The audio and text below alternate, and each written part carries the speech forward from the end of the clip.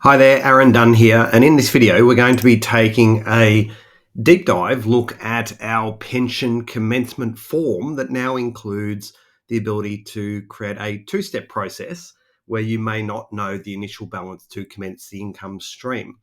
So what I've done here is I've pre-populated the first part of this form that captures fund name, trustees and members and so forth. And a lot of this information naturally through the integrations with Class, Simple Fund 360 and SuperMate will allow you to obviously populate that information in and save you time during that process.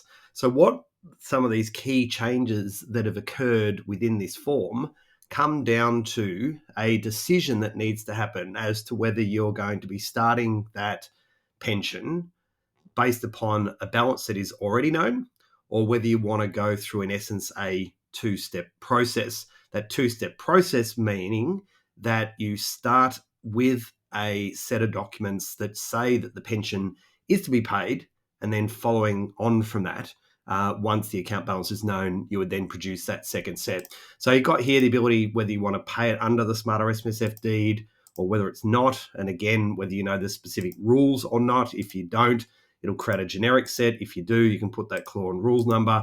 I'm just going to put the Smarter SMSF deed there to fast track that. We know that we're going to start the pension in this instance, say the 1st of July, 2023, does our calculation, does our condition of release. These are all elements that form part of our previously and highly used pension commencement documentation. Again, things like the pension name will all be pre-populated through the integration. But we get to this point now where we need to make a decision to say, is the pension balance known or not? So for those of you that have used our pension commencement documents previously, if you do know that balance, then all you would look to do is you would say yes, and then through the integration, it would naturally populate all of this other information. But the focus here is on the fact that we don't know this initial balance. And therefore, only once we complete the financial statements will we actually know what that is going to be. Hence why we have a two-step process here. So we have options in terms of how that pension will start. And in this instance, we're saying, well, we'll commence it once we know what the entire accumulation interest of that member is.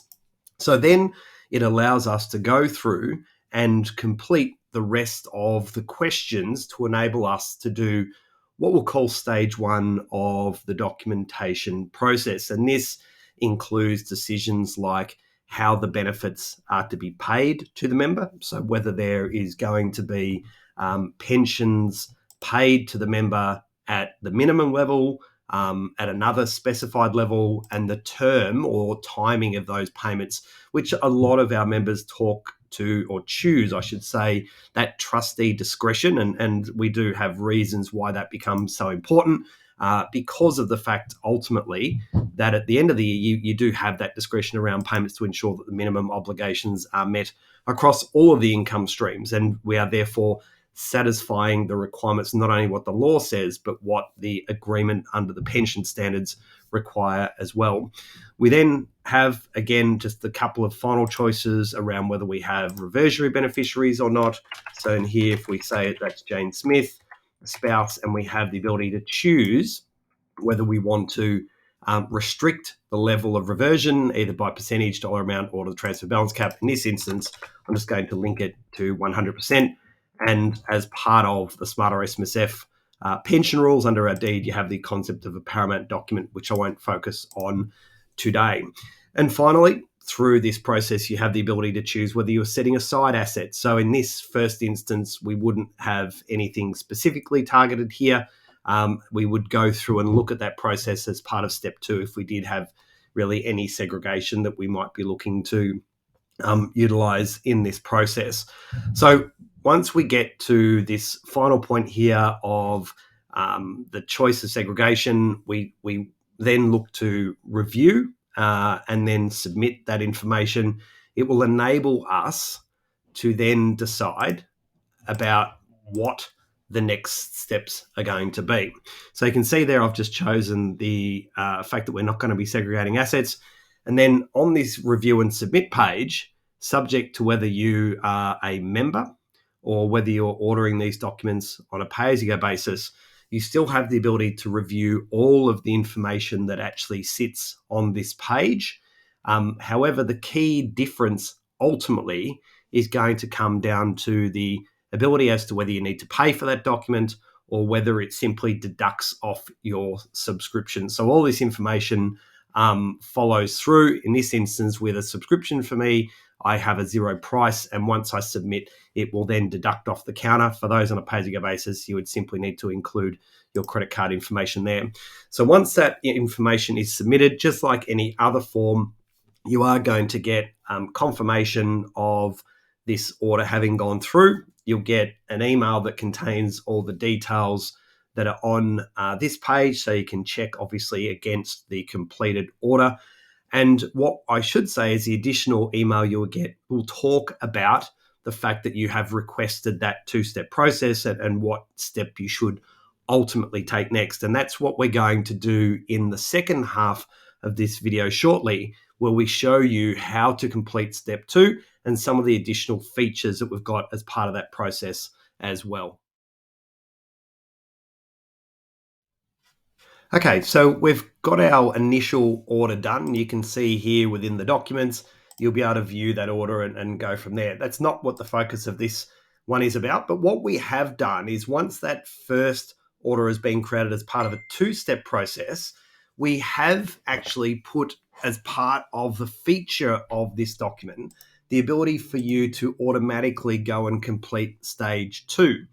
And what that means is we have created a saved order for you inside this saved orders area to resume based upon all of the information that was initially created inside that first order. So rather than having to go and re-enter all that information again, or even connect to be able to pull that order information down, it now has pre-populated all of the information that we had from that initial unknown balance order, saving you again a significant amount of time in the process. What we then get to that you'll see on this upcoming page is where we had initially chosen the fact that we didn't know the balance of the income stream. It now gives us the ability to change that to say, yes, we do. We can then say, yes, there was an initial request. We can put in our relevant date that relates to that request at the 1st of July 2023 and links it to the 2023 statements. Now, ordinarily, we can put in our components in here. It's an account-based pension. We put in our tax-free and taxable under our unrestricted benefits there. But one of the other smarts that we've done as part of this ordering process is you can now see here a refresh button. And what this refresh button does is allow you to go and connect to your software and pull down this information to populate. So rather than having to go off and log into your software to find this, go into here, find, in this instance, I'll use the class connection, go and find the self-managed super fund, go and find the relevant members and that pension, and then import the data from that pension. So I'm just going to choose a pension fund here that I know has a balance at the 30th of June 2023. There are multiple pensions here you can see for this member, and I'll just choose the first one. And then you can now see that that information has automatically populated in the unrestricted non-preserved component. So now what that lets us do is to carry on. So you can see here we have our tax-free taxable proportion based upon the components of that income stream on the basis that we were moving initially in our unknown balance benefits from the accumulation interest into a retirement phase income stream. And now the steps that you'll see as part of this process is we now have a determination around the benefit the payment details in terms of percentage. We initially indicated we're going to take at least more than minimum, but you can now see as well, if we want to make an election to treat those above minimum payments, we'll be able to do that through this process as well. So we may want to make an election here that we're simply going to do any above minimums, maybe as a partial commutation, as part of a transfer balance cap clawback strategy. If that's the case, you then reference the rule numbers and so forth and go from there. So we now have this completed second phase here because we've now captured the account balance information from within our member statements at the 30th of June. We've now done all the calculations here in respect of the benefit payments. We've made the relevant elections in respect to that income stream as well. All of the reversionary pension details that we'd indicated originally are included on this page, as is the decisions that we've made around segregation. In this instance, we're leaving the assets of the fund pooled, so we'll be able to obviously just select no there.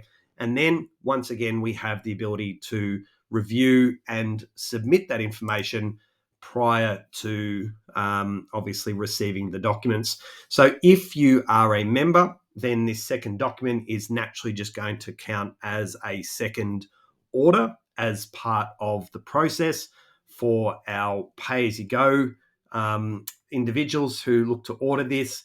Yes, there is a further payment that needs to be made in respect to this. It is not the same. It is a cheaper price that we have here. But again, you would need to go through and place the credit card order as well.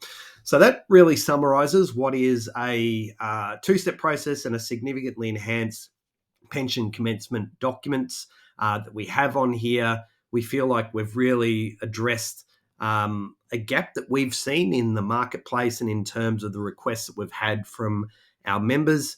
And in my personal view, I don't think there's anyone out there in the marketplace that goes to the depth in terms of the pension documents that we've created and the forms, and then overlaid with the technology that comes with that as well. So if you do have any questions about the form and what you've watched in this video, you can get in contact with us at team@smartersmsf.com. Thanks for watching this video and look forward to talking with you soon. Bye for now.